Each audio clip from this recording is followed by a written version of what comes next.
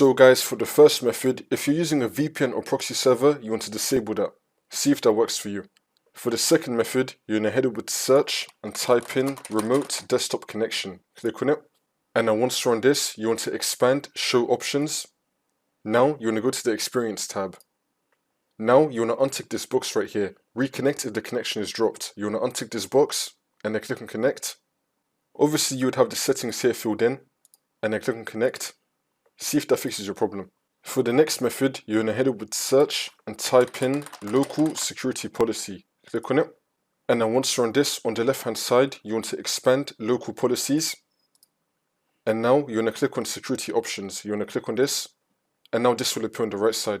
And then once we're on this, we're going to scroll down till we find system cryptography. So we're going to scroll down till we find system cryptography. There's going to be 2 of them. You want to go with the use FIPS compliant one. So there's going to be 2 right here. You want to go for the second one. This one, use FIPS compliant. Now once you find this, you want to double click on it. You want to set this to enabled and then click on OK. Now you just want to restart your computer and then this should now fix your problem.